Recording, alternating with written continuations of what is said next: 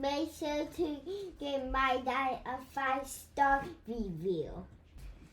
Make sure to like and subscribe to his YouTube. Thank you for listening and enjoy the show.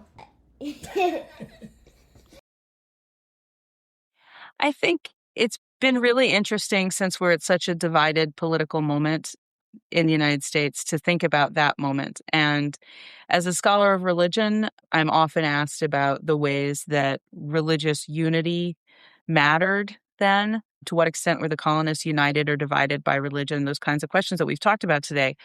And I think what I take from this moment of the 250th is that the people who created the United States worked really hard and made a lot of compromises and picked the issues that were threatening to their unity and worked hard to build through them. And that includes the differences they had over religion. Religion did not unify them. I don't think religion is going to unify us today. I don't think we're going to find some sort of way through which all of our divisions are going to dissolve, making it easy for us to solve our political problems. I think solving our political problems is going to be really hard, and we're going to have to do it through and thinking about those things that are dividing us, which I think is what they did in the founding.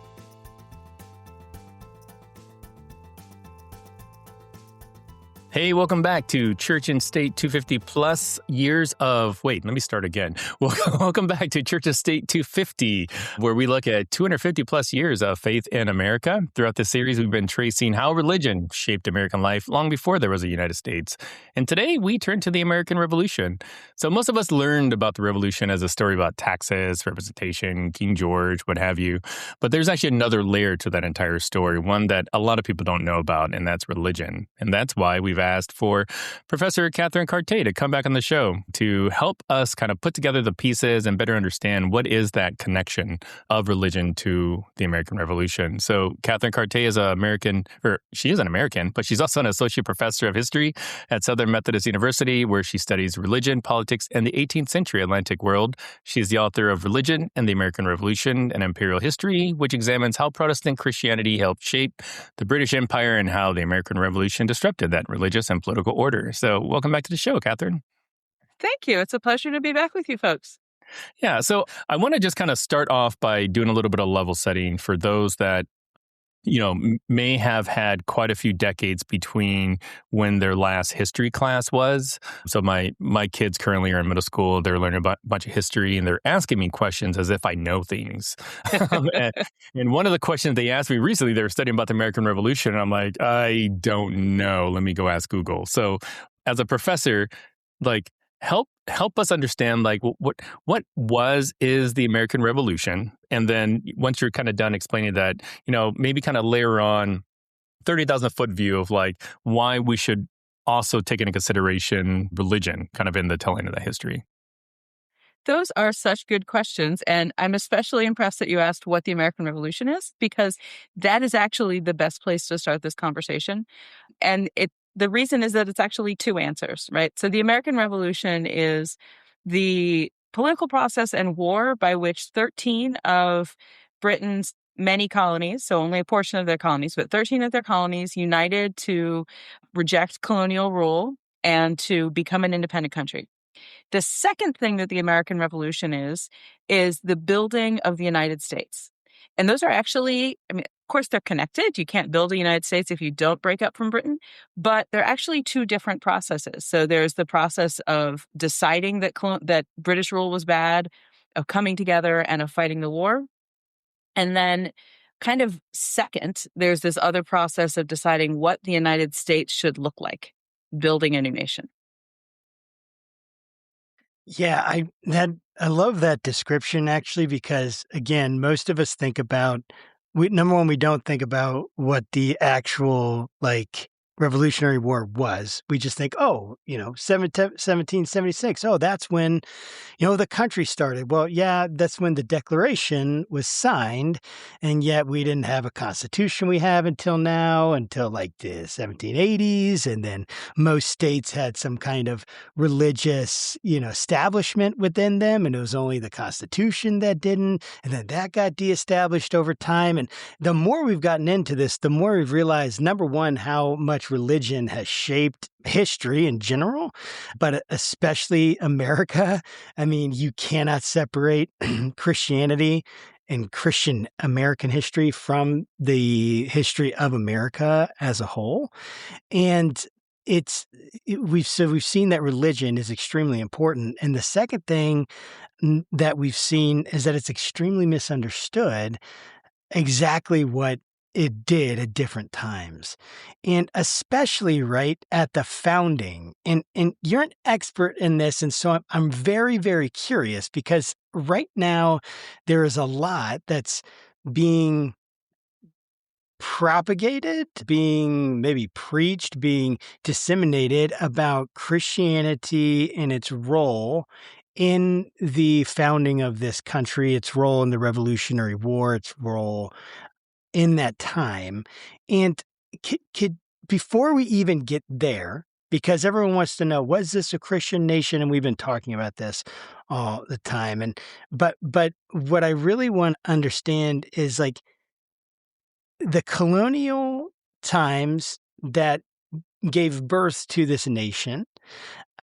What was religion like at that time? And especially like Americans here, right? Well, they were really British people, right? I mean, and so what was the British religious context? What can you help us really sort out what was the context even coming into the revolution of religion in America? I hope the question makes sense. It does. It totally does. And I want to start by saying that something that's a little challenging that we have to do when we look at religion in the past is we have to remember that it is very, very difficult, basically impossible, to figure out how religious people were in the past. In other words, to compare if people in the past were more or less religious than they are now, or if one group of people was more or less religious than another group of people, unless they wrote down very specific things about it. It's very difficult to tell. So my answer to your question about what colonial religion looked like and what British religion looked like is a pretty structural answer. And within that structural answer, we can kind of start to see some of the differences between then and now. So in most of the British Empire, certainly in all of Great Britain, in what becomes the United Kingdom, including Ireland, in those places there was an established religion, which means that the government believed it was important for everyone in the area to be under the same religious authority and to be required to and have access to public worship. Public worship is very, very important to them, and it needed to all be the same religion.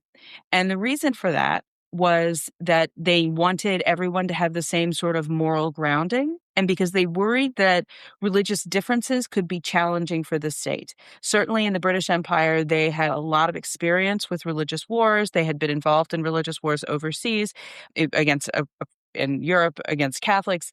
And so they wanted to have one united religion. And then a further question is, how much do you tolerate disagreement within that? But in theory, at least, it's one united religion. And that was true for the empire, but it was true in each different place. So each colony had a religious establishment with a couple little exceptions, but those establishments were actually of different churches. So there is the Church of England in England. There's the Church of Scotland, which is Presbyterian in Scotland. And then there are what now we would call Congregational, but in those days were called Puritan churches in New England. And the Church of England was in almost all of the other colonies. So you have a set of different Protestant churches really organizing religion and performing state functions all across the British Empire. And then you add a further layer to it, which is that the British believed that being Protestant, by which they meant both not being Catholic and also tolerating those different kinds of Protestants together, made them sort of the best country, right? Or the best empire. And so being Protestant was a political identity. That's really strange for people here to hear today, because Protestant isn't even a word we use much anymore, right?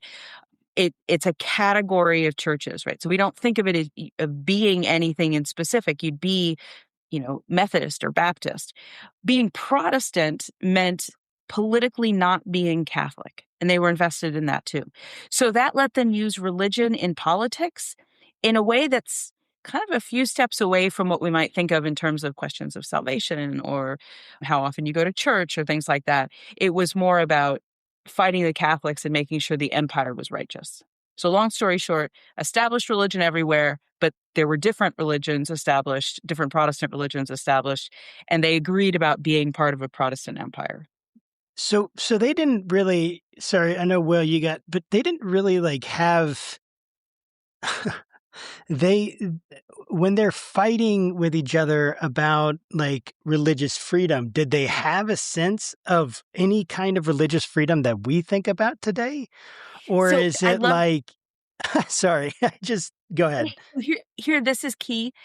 What you just said is so what we believe as Americans as a myth, but it's a myth. As they were fighting each other for religious freedom, they did not fight for religious freedom. They thought, Americans thought that their fight was righteous, right? That providentially God was on their side. But the American Revolution, if we go back to that part of the American Revolution that's breaking up with Britain, the reasons to fight against Britain had to do with the British violating the rights of Americans and the violating principles of sovereignty. The British did not impose a religious system on the colonies. So what we do as Americans, part of our myth is that you'll hear especially students, but I think I hear this from congregations I talk to also, that we came to this country to fight for religious freedom and then we fought against the British, right? So that smushes together about 200 or about 150 years of colonial history. It is true that some of the founders of British colonies came because they were resisting religious persecution at home, and that's mostly in the early 17th century. There are also some who come to the colonies especially from German countries, who are resisting persecution there, but they're not fighting the British. The British actually protect their freedoms. And then the American Revolution happens, and it's really a revolution about power and sovereignty, symbolized by taxation, right? We say it's about taxation, but it's not really about taxation. It's about who has the right to make decisions over you, right? That's not a religious question. They were Presbyterians fighting against Presbyterians and Anglicans fighting over Anglicans. They were not fighting over the nature of baptism. They were not fighting over whether or not there should be bishops, although they worried about that a little bit. They were fighting over power, right? And then as they're building the country, they worry a lot about religious freedom, but they didn't fight over it. I'd imagine that there were probably a lot of loyalists that also would not have supported the revolution. I know when we talk to John Fia or Warren Throckmorton, especially when we talk about the Constitution, they would talk about the anti-federalists, right? That would that would be very, very upset about what it is that these folks are doing in a smoke-filled room kind of thing. So help us kind of understand so I was talking to Josh before we were recording, just trying to conceptualize and put sort of, your work into modern context, thinking okay, what if Assemblies of God, came and visited another country and it's you have your identity, you have more of an identity of the religious group you came there with than you probably do any sort of nationalist pride. And so you're going to take that, and spread the gospel or whatever. So I'd love just for you to kind of help us understand what were the religious views of the American Revolution, the Constitution, whatever, they weren't all the same. I'm assuming there was probably some dissent. And then did any of that dissent kind of break down on theological, denominational lines or anything? Well, so the short answer is that basically every religious community, including ones like the Quakers who have teachings about war, divide over the American Revolution because it's not really a war over religion. So within that, there are some general trends. In some areas, Anglicans, members of the Church of England, are much more intensely allied to being loyalists, to being a part of the British Empire, than they are to the rebellion. And they have religious reasons for that. And one of them is that loyalty and obedience to power is kind of core part of Protestant teaching, right? That's in there. And they hold on to those teachings in particular. And the Anglican liturgy and the oaths that the clergy take include oaths to the king. So abjuring an oath is a big deal. And so we see some trends in that direction. But of course, in the South, where there are a lot of Anglicans, that's not a disproportionately loyalist area. So you can't say the congregations follow that. I think what you're really pointing to is something that you raised in one of your initial questions. Sort of the urge is to say, what did religion do, right, at this era? And I think the best thing is to remember that for people then, as for people now, religion is going to appear in their lives in very different ways. And so for some people, they made their political choices very consciously through a religious lens, and they talked about it through a religious lens. We talk a lot about those people. But then there are also people for whom, thinking about the example you talk about migrating, people, say German Catholics in Pennsylvania, tended to be disproportionately loyalist. They probably had there are Hessian soldiers there who are also Catholic, so that's one aspect. It's a more conservative community at that particular moment. The Catholics in Maryland, in contrast, they were mostly English Catholics, and the English Catholics were very much a part of sort of English political thought, and they side pretty heavily on the side of the Americans. So being Catholic doesn't pull them together. Those are different ethnic communities. They have different moments of migration, different histories, different levels of power, different experiences. So what's determining things is not theology. Stay with us. We'll be right back. Women were vital to the history of American Christianity. But now growing numbers of women are quitting the church over misogyny, abuse, racism, homophobia, and the big banner that seems to connect it all, Christian nationalism. I'm Sarah Stancorp, and my new book, Damned If She Does, is about why millions of American women have quit church and what it means for the future. Keep listening at the end of this episode for an exclusive Faithful Politics sneak peek.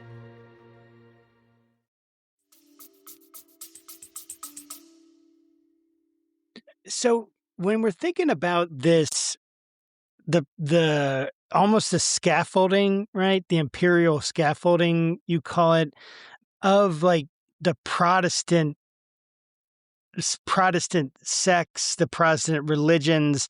What you talk about local establishments, you talk about transatlantic networks, and I kind of want to get my head around how was Protestantism used in these, like in the local settings, and then in these like wider networks. Like how did it support the empire, I guess? Because I guess that's the real question. Like if it's not theology and its power, then how exactly did Protestantism as a religious force, and I guess maybe an organizational force, support imperial aims and goals in this time?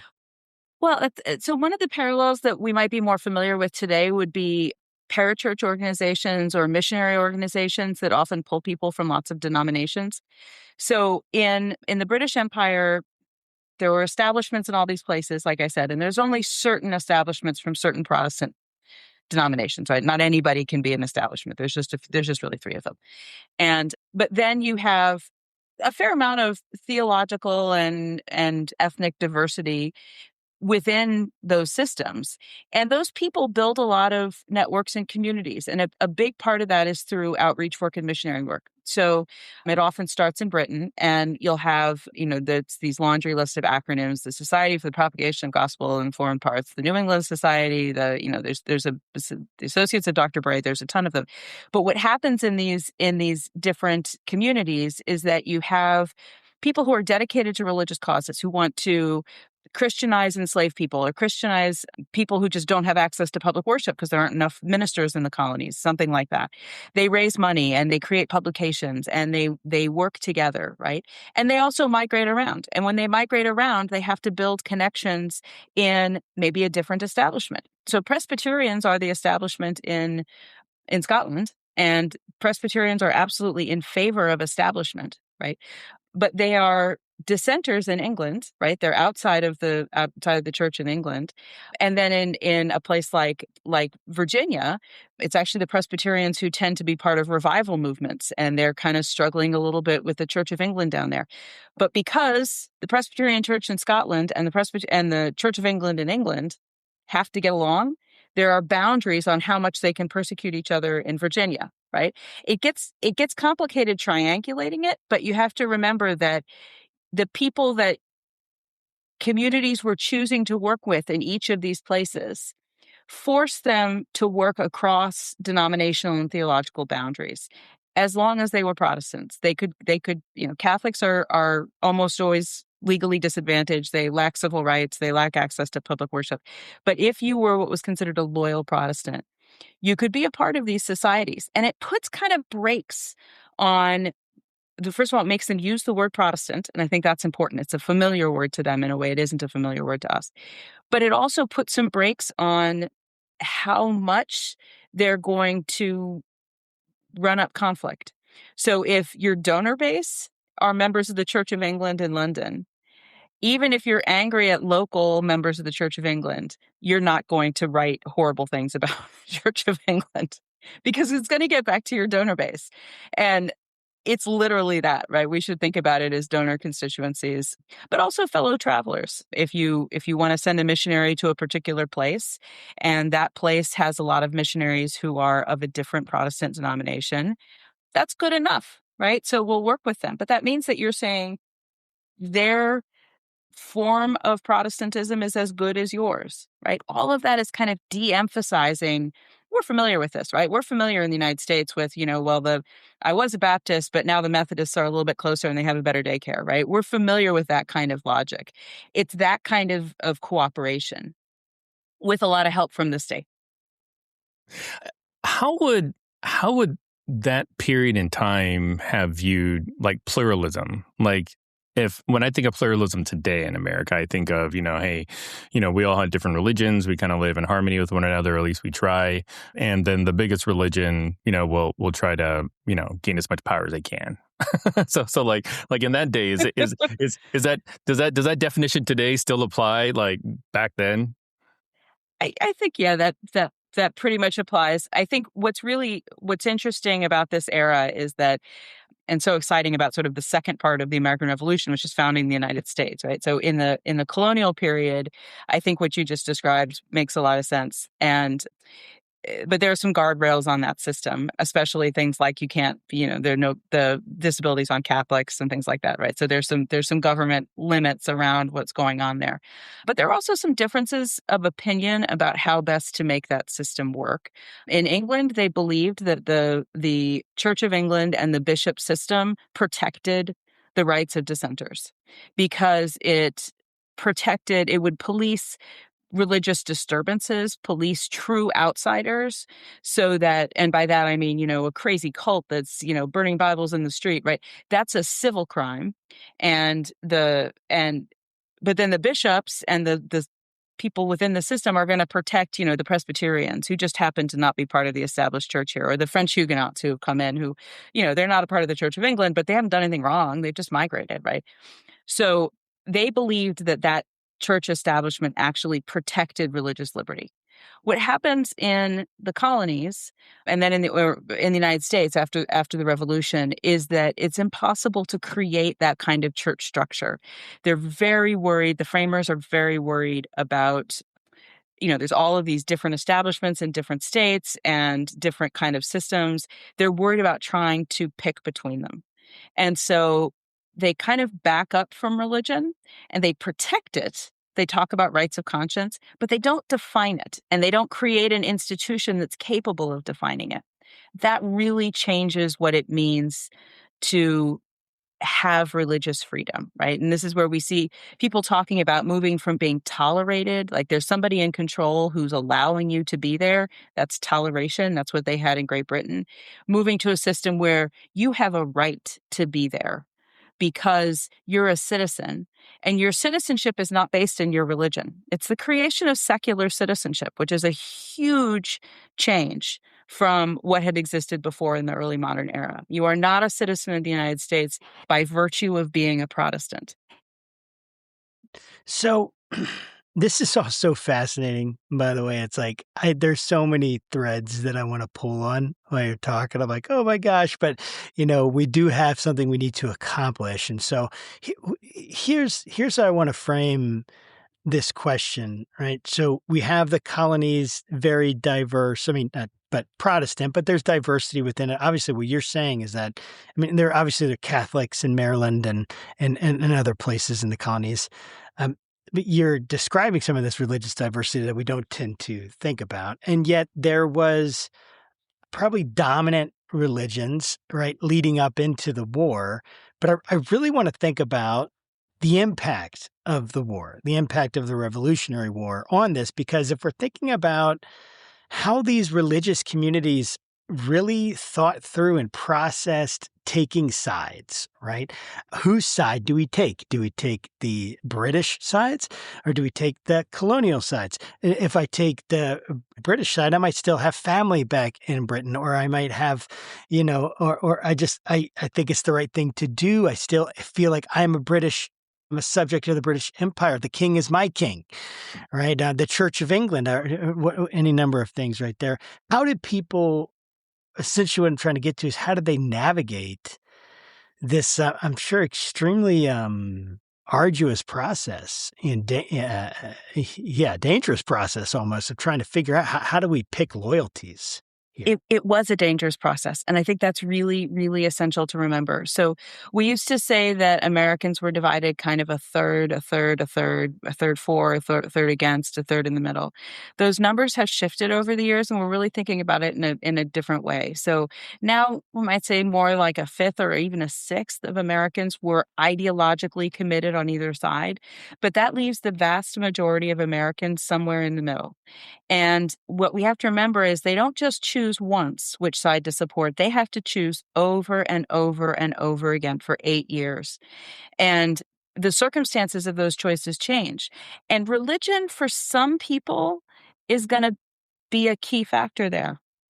For a lot of people, it's going to be much more practical. Where am I safe? Where is my community aligned? Who has power in this certain circumstance, right? So I've been working on Savannah, Georgia recently, and the starvation in all of the major cities were occupied at some point during the Revolution. And in the cities where there was occupation because of the armies, because of the disruptions of war, a lot of starvation, right? How do you decide in a moment of starvation which side you're going to support? But personally, and I say this as a member of a faith community, I'm working with whichever side is going to feed my children, right? For me, that is not a moment of theological principle, or maybe my theology there is my ultimate duty to feed my children, right? Yes. And then so for the majority of Americans, we need to think of the war years as arduous and difficult and practical. It means kind of backing up from the idea that there was like one moment of choice and someone was either a loyalist or a patriot, and then that carried through. That is certainly true for some individuals, and some people are very clearly in one camp or the other. It really makes one of the key questions. It sort of highlights the importance of the Congress's and Washington's capacity to stay in the field as long as they did and sort of tip the tide towards American victory, so that over time, more and more people have reason to support the United States. But I would suspect that if you asked people in 1783, right when the war ended, before the Constitution, there's still a lot of social unrest, how do you feel about this new government? That some of them, or actually probably even most of them, would have said, well, this was better before, but this is better now, but, this happened, or I changed, this was the breaking point for me. It would be different for each community and each place. And those discussions are not sort of abstract theological discussions, because even the people who had the most theological or ideological positions would have seen those positions challenged and for some of them changed. Bottom line, occupying armies are terrible advertisements for themselves, and the British made no friends, right? I mean, but so it doesn't. I mean, that story's that's not a religious story. That's just truth, right?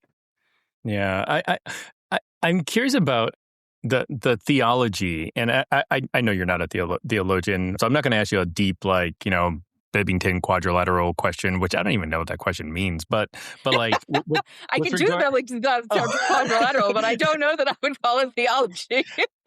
I learned like one or two fancy religious words from Josh, and then I just use them like to pretend that I'm a lot smarter than I really am.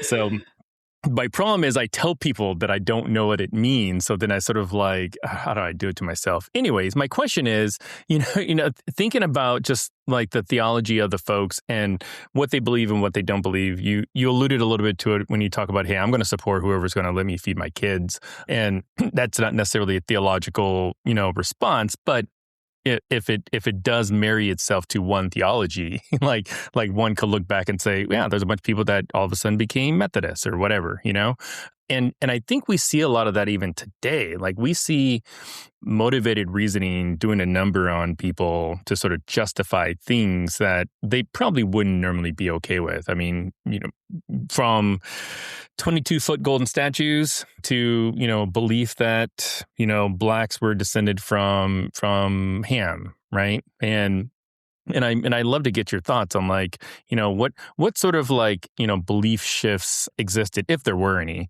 and maybe you can sort of elaborate on the kind of the tensions people had to sort of like face, trying to decide like, am I gonna, hitch my wagon to that horse or that horse?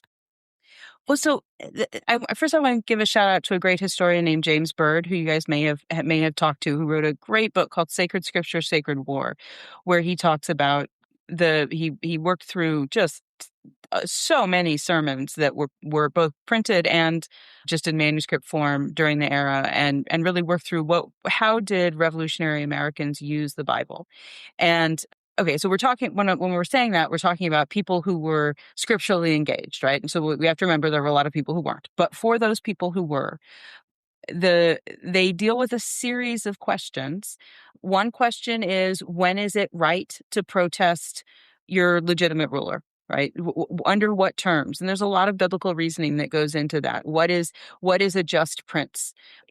Are the things that the King of England is doing before the Revolution worthy of real protest or of revolt? Right. And they argue that. They argue it on both sides. So you have loyalists saying, absolutely not. This is not John Wesley in Britain argues this, right?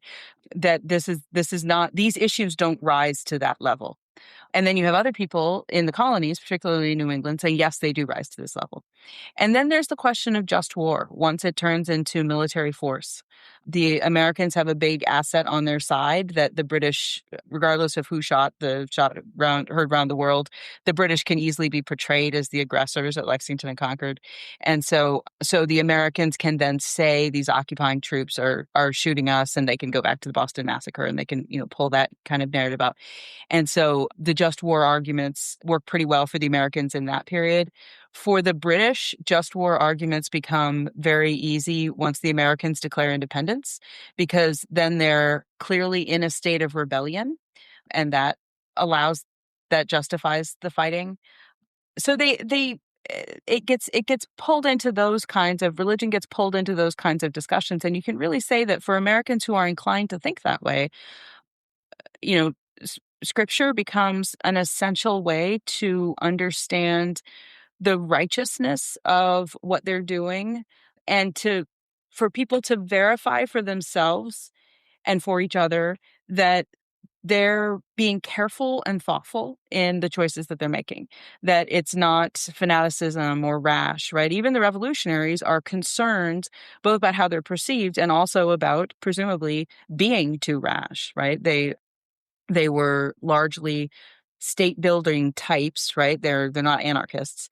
And so they're working towards that kind of thing. And I think Scripture is one of the vocabularies. We also see them using Enlightenment thought and other, I mean, it's not the only vocabulary, but Scripture is absolutely one of the vocabularies they use to bring themselves around to acts of revolution, violent revolution. That is fascinating, because to have all of that, like, scaffolding that's underpinning, supporting this revolution, this religious justification, right? They wouldn't have been able to do it if they hadn't been able to justify it, right? Or at least present it, right, in some way. And just correct me if I'm wrong, but to present it in some way that God was, either okay with this or behind this or whatever it was, they had to, it was part of their way of thinking, their cognitive furniture, I guess, so to speak, or context, they had to bring in that biblical justification. And yet moving then to the Constitution and even the Declaration of Independence, and seeing some of the lack of that. And even just like in some of my exchanges I've had online, people challenging me on, the role of Scripture and how it influenced this nation and influenced the Constitution. And of course, the Constitution doesn't mention God. The only thing it talks about, religion is basically granting freedom, constricting the government, and outright banning any test, right, of faith. And so it's like, it's a godless constitution, in other words, and yet it certainly wasn't a godless people. And so I guess, like, how do we work through that tension? I guess that's the whole point of what we're talking about here. In part is working through the tension there. And I do have a question about religious liberty, but I'll stop there. I'd just love to get your thoughts on that. I think for me, what I think about as an answer to this question is that religion is incredibly powerful. I think of religion as where people park what's most important to them. And the potential of religion to divide the colonists or divide the states from one another was really, really powerful. John Adams talks about how wonderful it is to get 13 clocks to strike together at the same time. He says that in the early 19th century. In 1776, right before the Declaration of Independence, he uses the same metaphor of how hard it is to get 13 clocks to strike together. And his next sentence is in a letter to a friend, his next sentence is, I hope the Congress does nothing with religion other than say their own prayers and go to church on days of fast and Thanksgiving, and leaves everything else to the states. So at the national level is new, right? There had been no nation over these 13 states before. The national level, the idea that religion could drive them apart, what made it too dangerous to touch. So for some people, there is very much an embrace of secular citizenship, and yes, we should have a secular constitution. But for religious people, it is also very, very, very important that religion not become an issue that divides. In the same way, we're so used to talking about this for slavery, right? That the Constitution could not touch slavery. The word slavery isn't in the Constitution. It's very easy to make the argument that the Constitution is a pro-slavery document. It was too dangerous to touch. They knew, and South Carolina explicitly says, there will be no nation if you don't protect slavery, right?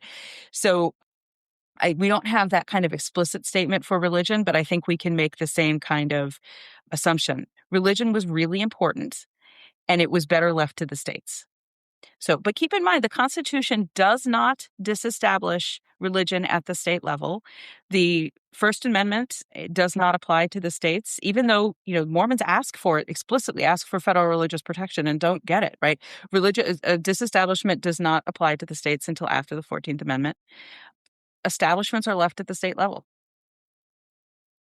That is that is so just unknown among so many people, right? That I know that essentially, like the complexity of that, like it was the 14th Amendment that really brought that, that you couldn't essentially have this establishment that would now, at the state level, at least that's what I'm hearing you say. Yeah, yeah. Well, and yeah, it was dead letter by that point. Massachusetts is the last right. state to disestablish it, Like and they do it in 1832 or something. Yeah, yeah. So it wasn't. No establishments were taken apart by that move, but the Right. Supreme Court did decline to protect people, decline to apply the First Amendment to the states, to state establishments before that. Yes. I remember when essentially they didn't allow for polygamy, right? They didn't allow. Maybe we don't need to get into all that. Okay. Yeah. Well, I don't want to get us on a trail. Yeah. It's a religious persecution case, so it's not about pre-polygamy. The Mormons ask for protection from persecution, Gotcha. and by, I think it's from Ohio, and the Supreme Court says no, we're not. Nope. That's a state matter. And then, that's amazing. So maybe we'll have to talk about that another time. But it does make me think about this idea that we don't, like, do we see religious liberty and freedom the same way as they did in the revolution? And obviously, I think there are some differences here, even from the context of our conversation. But I would just love for you to describe that a little bit for us, right? Because we get religious liberty, the free exercise clause, the establishment clause, essentially granting this free liberty or this religious freedom on a federal level, and yet to what you said, it wasn't made a reality, or it was made a reality gradually at the state level. And I guess, what does that say about what they thought about what religious freedom was compared to what we think about religious freedom today? Could you kind of help us understand how people in the revolution conceptualize that and how that compares to what we do today? So I think we've all disagreed about what religious freedom allows for a really long time, and that they also would have disagreed with one another about some of that. It on the one hand, states pretty easily incorporated statements of religious freedom or religious liberty into their constitution. So religious what we think of as free exercise comes to people fairly easily. Although what they mean by that is really access to worship. Right. They mean a fairly limited kind of thing. And we know that. You just referenced polygamy, right? We know throughout all of American history, we have argued about what kind of rights you can claim by virtue of free exercise, right? So in that era, they're thinking really about not being banned from a particular religious practice. So don't pass a law that says you can't go to a Catholic mass, or don't pass a law that says you can't own a ritual object that's essential to a different tradition, something like that. Laws targeting people like that.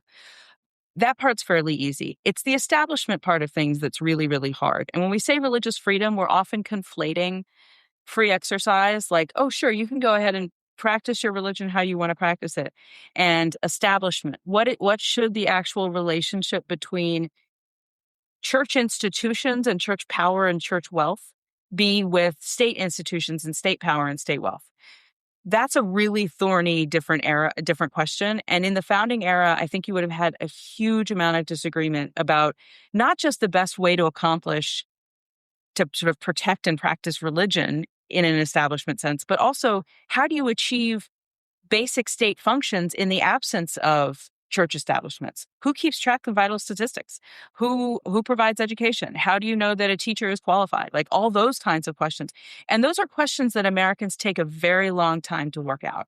So did they believe in religious freedom? Mostly, I would say they agreed on what we largely agree about, which is if you want to worship your God more or less in private in a way that speaks to you, go have fun, right?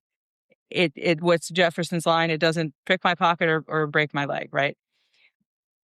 I think that would also have been fairly accepted then. Some people would have still worried that Catholics would be dangerous to the state, but through the period of the Revolution, they stopped worrying about that kind of thing. They're opening up. Catholics and Jews can have secular citizenship. Then and now, people really disagree about the role of of religion in education, the role of religion in public education, the role of public, charity. If we're doing poor relief, who's responsible for that? Who gets money for that? Who gets tax money for that? Should churches be tax exempt? When should they lose those things? They argue about those questions too. We're almost at time, and I wanted to actually ask this question earlier, so I'm going to kind of rewind the interview just a little bit to ask you about the effect of religion kind of within the individual colonies, because when the individual colonies decided to disestablish or get rid of their religious tests, like their religious tests were kind of all over the map, right? Like one was like a Trinitarian, another is like, okay, you just believe God or you just believe Jesus, whatever. But I'd love for you just to kind of help us understand, how did the different religions kind of affect, religiosity within the colonies?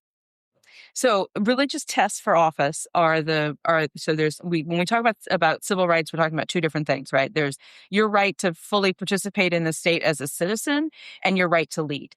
And those two things are not necessarily the same thing, right? We have different qualifications for being a president than for voting, right? So same thing is true then. So that one of the places we see states really kind of working through what religious freedom means and who's acceptable is they have to work through these statements of who can be in a position of leadership, right? So the Constitution famously says there will be no test for federal office. That's really important because 100 years before in the British Empire, almost exactly 100 years before, they oust a Catholic prince because a Catholic prince cannot be head of a Protestant people. That's a papist can't, that's the phrase they use, right? So that move towards getting rid of religious tests at the federal level is really important. At the state level, what we see is we can kind of see them brainstorming. What do we really mean by this? What do we really mean by we want a virtuous person in office? What ensures that a person is going to be a good leader? Do they have to be a Protestant? Well, if they have to be a Protestant, you're going to have to say they have to be a Protestant. And sometimes they work with language like that. Can they be Protestants or Catholic, right? So a sort of broader sense of Christian. Well, then they might say affirm the divinity of both halves of Scripture. But they're doing that. They're saying no Jews, right? And that the Jews there's about 1/10% of Americans at that time were Jews, but they are there, and they are. So they're a non-hypothetical population, whereas as far as they knew, we know there were enslaved Muslims, but as far as the political class was concerned, Muslims were a hypothetical outside group, right? So if you went farther than that, you could find language that would include Jews but might exclude Muslims, or sometimes they would go look for. They talk about a future state of rewards and punishments. So that's a more theological way of saying we need to make sure the person has some sort of higher stakes than their own personal gain. They have to know that somebody at some point is going to judge their actions, because if we're going to give them this much power, they have to have that. Otherwise, there's no guarantee on their virtue. Over time, those tests for religious office fall away because they're impractical. And they're impractical not just because you're talking about greater religious diversity. They're really impractical because it becomes very clear that a person who lies can get through those tests. Having those tests is not a guarantee for virtue, right? It's very easy. They had liars back then too? Oh my, isn't it amazing? Let me introduce you to Benedict Arnold. Yeah. Who, by the way, claimed he was a very good Protestant. So those tests become not the way that we ensure virtue in our leaders. We find other ways. We have so much anxiety about having a virtuous citizenry and having virtuous leaders. And those religious tests are not adequate to the task. And so we have to move that to a different part of the culture. Yeah, that actually makes a lot of sense to me, that, the logic of it is really straightforward. People can lie, and so they can just lie about being a Christian, right? So there has to be, or whatever it is, like it's like, oh yeah, well, that makes sense once you say it. And yet, of course, their logic of wanting someone with a higher standard, that makes sense too, especially within their context. Like, how do we restrict tyranny? And yet again, did that really restrict tyranny? Well, and having actually, people help.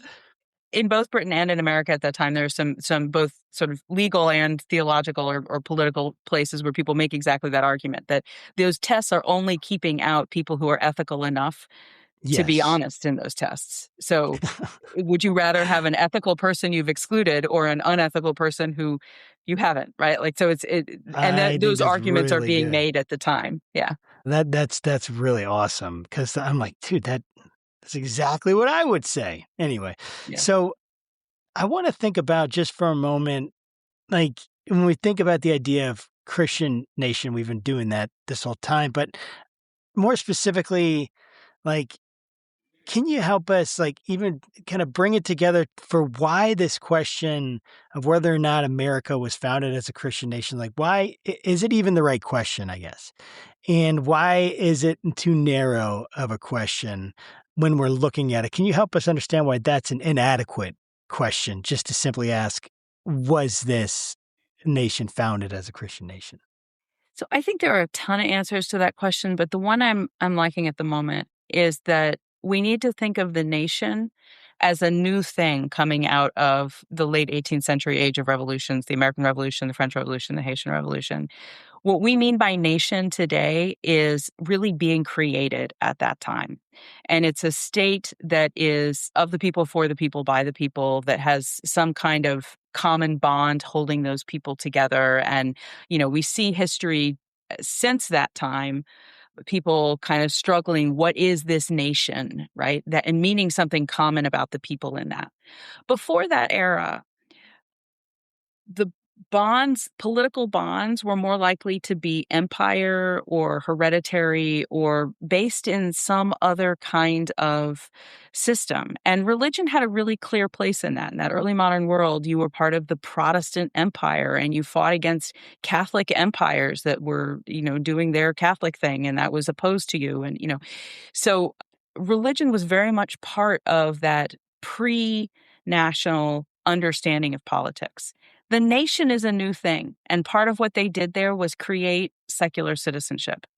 But they did it with a lot of religious people. So the people who were in the colonies or who were in the United States, what held them together as a nation was not their shared Christianity, because they created a new idea of nation that allowed the Catholics, among other things, but the Catholics and the Jews and non-religious people to all be American. Right? They did that very consciously when they created secular citizenship. That wasn't an accident. But they didn't necessarily become less religious when they did that. So it's not that the United States was or was not a Christian nation. It's that they, in their creativity, created a new kind of thing that was separate from that question. Katherine, this is our last question for you, and it's a question that I've been asking all of our guests in this series, because the Church and State 250 project was created just as a resource for people to just take a moment, reflect, to think about that America's history didn't really start 250 years ago. It actually started much earlier than that, and religion has sort of been this through line throughout the entire American story.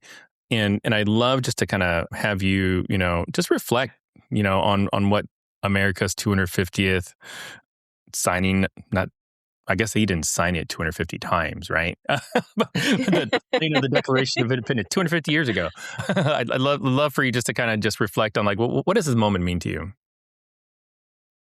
I think it's been really interesting, since we're at such a divided political moment in the United States, to think about that moment. And as a scholar of religion, I'm often asked about the ways that religious unity mattered then. To what extent were the colonists united or divided by religion? Those kinds of questions that we've talked about today. And I think what I take from this moment of the 250th is that the people who created the United States worked really hard and made a lot of compromises and picked the issues that were threatening to their unity and worked hard to build through them. And that includes the differences they had over religion. Religion did not unify them. I don't think religion is going to unify us today. I don't think we're going to find some sort of way through which all of our divisions are going to dissolve, making it easy for us to solve our political problems. I think solving our political problems is going to be really hard, and we're going to have to do it through and thinking about those things that are dividing us, which I think is what they did in the founding era. Wow. Well, thank you so much, Katherine, for coming back and visiting us. Always a pleasure talking to you and learning all kinds of stuff. Wonderful to talk with you. And thank you to our audience for stopping by again. Make sure you stick around for the rest of our Church State 250 Plus series. We've got a whole bunch of really, really cool and interesting speakers coming your way. John Fia, Warren Throckmorton is going to talk about the Constitution and the framers and myths. And then we're going to have Robbie Jones come on and talk about some really depressing stuff that happened around slavery and Jim Crow. I mean, it's going to be action-packed, so make sure you stick around. Thanks, as always, for stopping by, and as always, make sure you keep our conversations not right or left, but up. We'll see you next time. Take care.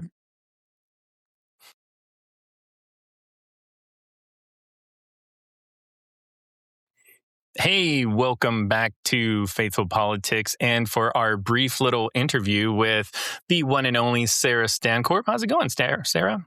Good. It's going well. Thanks for doing this. Oh, so at this year's Southern Baptist Convention, and I'm no expert, but I can read the news, they voted overwhelmingly to advance some sort of formal ban on churches with women pastors. And your book, Damned If She Does, looks at why women are leaving the church and what that means for the future of religion. So I'd love for you just to, maybe give us what's one story that helps explain how a decision like what happened at the SBC shouldn't really surprise anybody.